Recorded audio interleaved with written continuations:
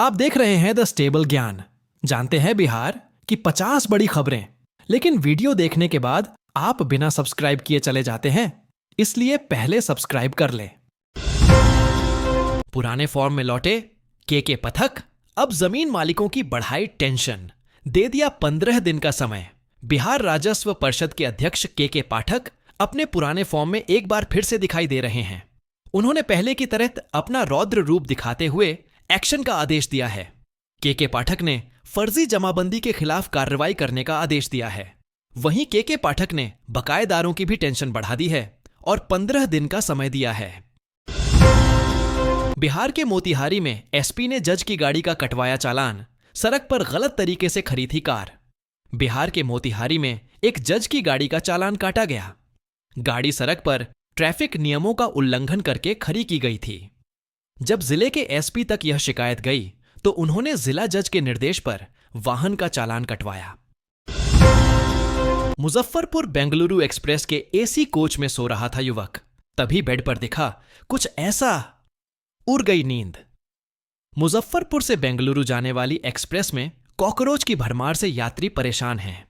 एक यात्री की शिकायत पर एजेंसी पर 1000 रुपये का जुर्माना लगाया गया है। यात्रियों ने कॉकरोच की तस्वीरें खींचकर रेल मंत्री सहित कई उच्चाधिकारियों से शिकायत की है। लोगों के बीच 1000 रुपये की जुर्माना चर्चा का विषय बन गया है। होटल में साथ गुजारी रात, फिर दबाव में शादी। जेल से निकले पति ने डीएसपी श्रेष्ठा ठाकुर पर लगाए गंभीर आरोप। उत्तर प्रदेश के शामली में तैनात डिप्टी एएसपी डीएसपी श्रेष्ठा ठाकुर और उनके पूर्व पति रोहित कुमार सिंह के बीच का विवाद एक बार फिर चर्चा में आ गया है। बिहार के आरा में आयोजित प्रेस कॉन्फ्रेंस के दौरान रोहित सिंह ने मीडिया के समक्ष श्रेष्ठा ठाकुर पर कई गंभीर आरोप लगाए। रोहित ने दावा किया कि श्रेष्ठा ने उनके खिलाफ झूठे केस दर्ज करवाकर उन्हें मानसिक और कानूनी प्रताड़ना दी है। रोहित सिंह ने बताया कि वर्ष 2017 में एक मित्र के माध्यम से फेसबुक पर उनकी और श्रेष्ठा ठाकुर की बातचीत शुरू हुई। कुछ समय की बातचीत के बाद दोनों की मुलाकात लखनऊ के एक होटल में हुई। भूमि सर्वे के बीच जमीन मालिकों को लेकर एक और बड़ा फैसला, नीतीश कैबिनेट ने लगा दी मुहर। बिहार सरकार ने भूमि विवादों से जुड़े मामलों की सुनवाई के लिए एक बड़ा फैसला लिया है। अब सभी 927 राजस्व न्यायालयों का आधुनिकीकरण किया जाएगा और यहां वीडियो कॉन्फ्रेंसिंग की सुविधा उपलब्ध कराई जाएगी। इस परियोजना के लिए लगभग 38 करोड़ रुपए स्वीकृत किए गए हैं। इससे शिकायतकर्ता और विभाग दोनों को लाभ मिलेगा। बढ़ी हुई पहुंच के कारण शिकायतकर्ता और गवाह दूर से सुनवाई में भाग ले सकेंगे। नवादा गया के बीच के 10 रेल ओवरब्रिज बनेंगे, डीपीआर बनाने का आदेश जारी। नवादा के सांसद विवेक ठाकुर ने बुधवार को प्रेस कॉन्फ्रेंस में बताया कि रेल मंत्री अश्विनी वैष्णव की पहल पर किऊल गया रेलखंड पर विशेष ध्यान दिया जा रहा है। उन्होंने बताया कि नवादा गया के बीच के 10 रेल ओवरब्रिज के निर्माण की अनुमति दे दी गई है। बुधवार को इसकी डीपीआर बनाने का भी आदेश जारी कर दिया गया है। इससे इस रेलखंड के यात्रियों को ही नहीं, सड़क मार्ग से चलने वालों को भी काफी फायदा होगा। अब किऊल गया रेलखंड ग्रैंड कार्ड का विकल्प नहीं, बल्कि एक अलग से मुख्य रेलखंड माना जाएगा। किऊल से गया होते हुए दिल्ली व दिल्ली से हावड़ा के लिए ट्रेनों का परिचालन शुरू हो जाएगा। दरभंगा में बेकाबू ट्रक ने बाइक सवार 3 लोगों को रौंदा, पिता पुत्र की दर्दनाक मौत। दरभंगा मुजफ्फरपुर NH 27 पर मब्बी थाना क्षेत्र के शोभन बाईपास मोड़ के पास गुरुवार की सुबह तेज रफ्तार ट्रक ने बाइक सवार 3 लोगों को रौंद दिया। जोरदार टक्कर होने से बाइक सवार पिता पुत्र की मौके पर ही मौत हो गई, जबकि तीसरा सवार गंभीर रूप से जख्मी हो गया। हादसे की सूचना मिलने मब्बी और सिमरी थाने की पुलिस घटनास्थल पर पहुंची। तीनों को DMCH के इमरजेंसी विभाग पहुंचाया गया। चिकित्सकों ने पिता पुत्र को मृत घोषित कर दिया। गंभीर रूप से जख्मी युवक का इलाज चल रहा है। राज्य सरकार की जमीन को केंद्र ने बताया विवादित। भागलपुर के 100 बेड वाले अस्पताल का काम थमा। भागलपुर के सबौर में अब भी चिन्हित जमीन पर 100 बेड का ESIC कर्मचारी राज्य बीमा निगम अस्पताल नहीं बनेगा। अस्पताल के लिए इस जमीन को लेने से केंद्र सरकार ने मना कर दिया है। सबौर में 5 एकड़ जमीन ESIC अस्पताल के लिए चिन्हित कर श्रम संसाधन विभाग ने केंद्रीय श्रम मंत्रालय को अभी हाल में ही भेजा था। अब नए सिरे से भागलपुर में ईएसआईसी अस्पताल के लिए जमीन चिह्नित की जाएगी। पिछले दिनों केंद्रीय टीम ने अस्पताल के लिए चिह्नित जमीन का निरीक्षण कर जांच रिपोर्ट दी थी। ऑनलाइन आवेदन किया है तो नहीं होगा काम, रद्द हो रहे दाखिल खारिज के अधिकतर आवेदन। बिहार सरकार रैयतों को परेशानियों से बचाने के लिए ऑनलाइन सेवाओं का लाभ दे रही है, लेकिन ऑनलाइन सेवा ने रैयतों का सिर दर्द बढ़ा दिया है। विभाग के अधिकारी ऑनलाइन आवेदन को ऐसे रद्द कर रहे हैं कि रैयत दोबारा यह सेवा का उपयोग शायद ही करे। ऑनलाइन आवेदन करने बाद रैयतों को कार्यालयों के और चक्कर लगाने पड़ रहे हैं। दाखिल खारिज के लिए ऑनलाइन आवेदन करना रैयतों के लिए अपराध बन चुका है। अधिकारी ऐसे रैयतों को और परेशान कर रहे हैं। उनका आवेदन बिना कारण बताए एक के बाद एक रद्द कर दे रहे हैं। खुशखबरी, अब नौकरी नहीं, खुद का बिजनेस करें। अगले 3 महीने में यूपी के युवाओं मिलेगा 40,000 का लोन।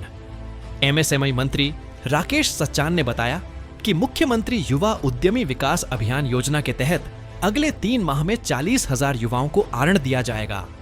वर्ष 2025 तक 1,50,000 युवाओं को लाभ पहुंचाने का लक्ष्य है। कानपुर व लखनऊ में युवा उद्यमी कॉन्क्लेव होगा। ओडीओपी स्वरोजगार योजनाएं, सोलर शिप सेंटर और उद्योग पार्क विकसित करने पर भी जोर दिया गया है। बिहार में बीजेपी सांसद पर ईंट पत्थर से हमला, बाल बाल बचे। जनार्दन सिंह सिग्रीवाल और सिवान डीएम। महाराजगंज में बीजेपी सांसद जनार्दन सिंह सिग्रीवाल और सिवान डीएम पर ग्रामीणों ने हमला किया। टेगरा हरकेशपुर गांव में केंद्रीय विद्यालय के लिए जमीन निरीक्षण करने पहुंचे थे। ग्रामीणों ने ईंट पत्थर और लाठी डंडे से हमला किया। पुलिस ने सांसद और डीएम को सुरक्षित निकाला। ग्रामीणों का कहना है कि जमीन पर उनका कब्जा है और वे इसे नहीं छोड़ेंगे। 11 अप्रैल को पटना के गांधी मैदान में प्रशांत किशोर भरेंगे हुंकार। बिहार बदलाव रैली में एकजुट होंगे हजारों लोग। बिहार में इस साल के अंत में होने वाले विधानसभा चुनाव की तैयारी में जुटे जन सुराज के संस्थापक प्रशांत किशोर ने शनिवार को वक्फ और राज्य के वर्तमान राजनीतिक हालात पर अपनी राय जाहिर की। उन्होंने कहा कि उनका वक्फ को लेकर विरोध किसी धर्म या समुदाय के खिलाफ नहीं, बल्कि उस राजनीतिक प्रक्रिया के खिलाफ है जो समाज के विभिन्न वर्गों के साथ किए गए वादों और आश्वासनों के विरुद्ध है। दाखिल खारिज के लिए 12,000 रुपए घूस लेते ऑपरेटर गिरफ्तार, निगरानी ने रंगे हाथों पकड़ा।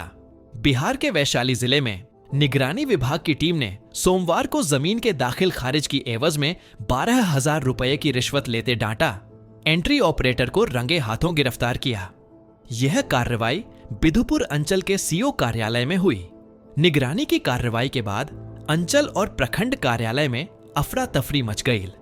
सीओ करिश्मा कुमारी, प्रखंड नाजिर, प्रधान सहायक समेत लगभग सभी कर्मी अपनी अपनी सीट छोड़कर भागने लगे। हालांकि बाद में निगरानी टीम के अधिकारियों के बुलावे पर धीरे धीरे सभी कार्यालय में जमा हो गए। छीनने गया था माल और लटक गया बाहर, रास्ते भर खाता गया। लप्पड़ थप्पड़, यकीन न हो तो देख लीजिए। आप ट्रेन से कहीं जा रहे हो और अचानक आपका मोबाइल कोई उच्चका ट्रेन की खिड़की से छीन ले तो आप क्या करेंगे? जाहिर है कि शोर मचाएंगे, लेकिन तब तक उच्चका फुर्र भी हो सकता है। लेकिन भागलपुर में ऐसा नहीं हुआ। यहां मोबाइल झपटमार ऐसा फंसा कि मत पूछिए। सर सर प्लीज, दौड़ती रही।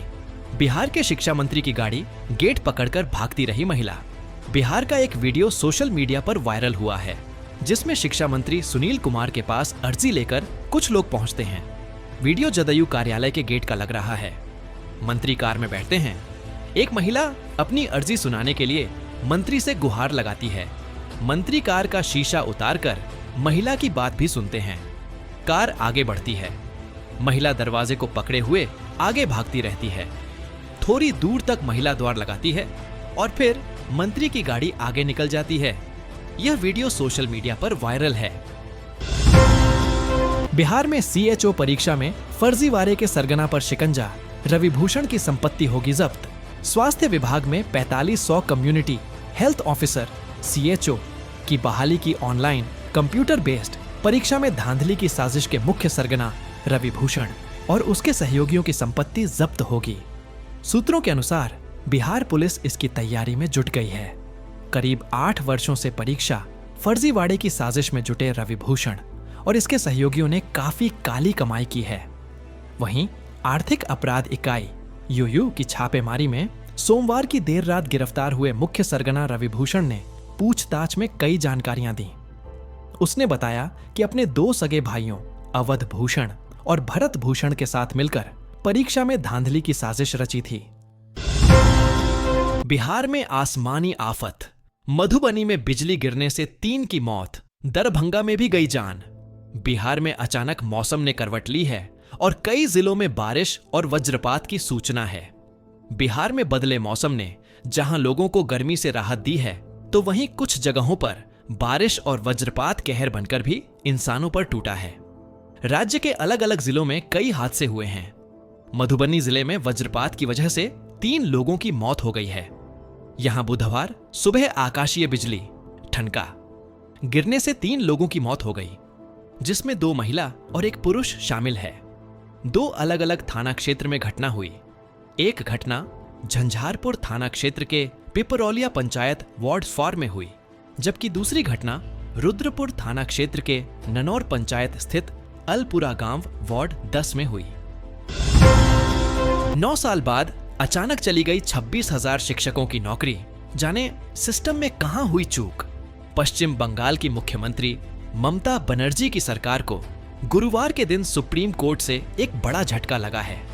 देश की सर्वोच्च न्यायालय ने साल 2016 में आयोजित की गई स्कूल सर्विस कमीशन (SSC) की शिक्षक भर्ती प्रक्रिया को अवैध करार देते हुए उसे पूरी तरह रद्द कर दिया है। कोर्ट ने स्पष्ट रूप से कहा कि इस भर्ती प्रक्रिया में गंभीर अनियमितताएं, भ्रष्टाचार और पारदर्शिता की भारी कमी रही, जिसके चलते इसे रद्द करना आवश्यक हो गया। इस फैसले का व्यापक असर अब करीब 26,000 शिक्षकों और गैर शिक्षण कर्मचारियों की नौकरियों पर पड़ा है।